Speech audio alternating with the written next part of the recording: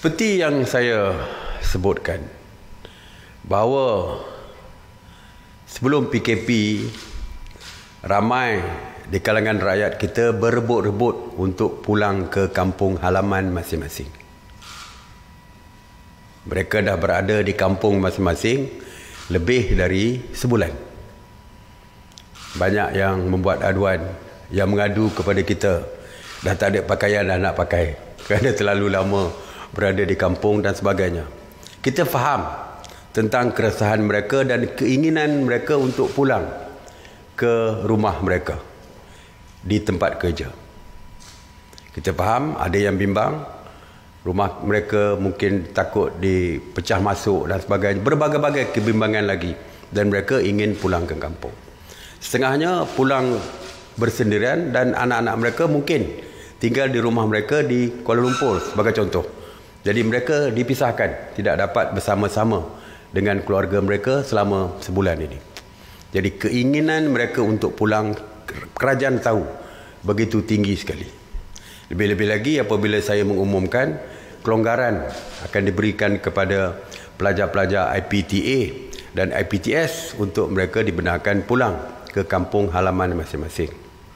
Tetapi ada sedikit perbezaan di antara yang pulang ke kampung bersama dengan pelajar-pelajar IPTA dan IPTS. Pelajar-pelajar IPTS, kita tahu berapa jumlah mereka. Jadi lebih mudah untuk kita merancang untuk membawa mereka pulang. Dan kita juga tahu status kesihatan mereka kerana mereka berada di dalam kampus masing-masing. Dan mereka sentiasa dipantau di dalam kampus masing-masing. Jadi sedangkan yang berada di kampung, mereka berselerak di merata-rata tempat yang kita tidak tahu jumlah mereka berada di kampung.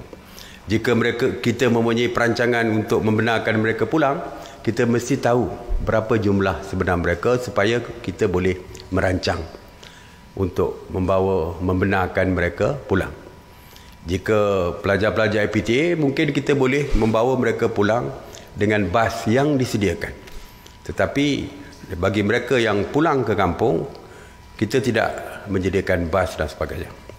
Oleh itu, untuk peringkat awal, kita meminta supaya mereka melaporkan kepada polis jika mereka berkeinginan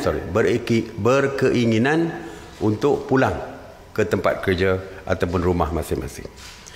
Mereka boleh mula melaporkan kepada polis melalui online, iaitu melalui apps Gerak Malaysia yang mana ini adalah kolaborasi antara PDRM dan KKMM mulai 25 hari bulan April nanti.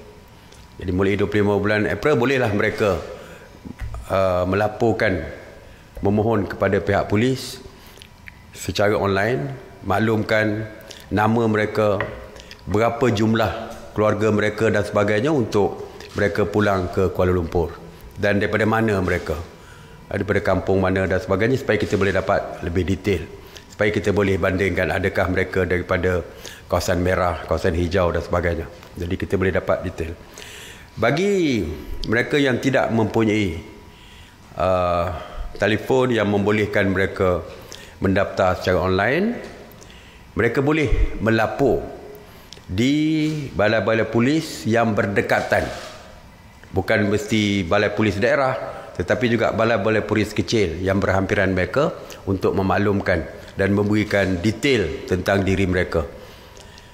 Walaupun untuk mengelakkan kesesakan di balai-balai polis, mereka perlu membuat temu janji dengan polis, telefon dulu ke balai polis, buat temu janji supaya kita boleh aturkan dari segi pergerakan mereka untuk ke balai polis dan sebagainya.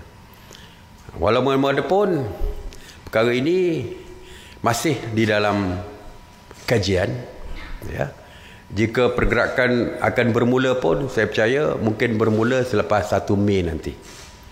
Sebelum itu, kita masih lagi kita jangka adalah di dalam peringkat kajian kita. Dan tidak ada jaminan lagi, ya, kerana setakat ini kita masih lagi menunggu laporan yang akan bermula pada 25 bulan nanti.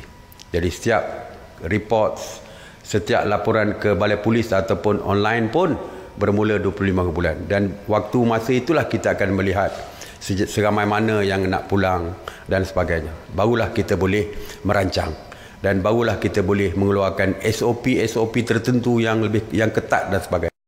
Tapi apapun kita akan kaji dahulu buruk dan baiknya, lebih-lebih lagi perlu mendapatkan nasihat daripada Kementerian Kesihatan.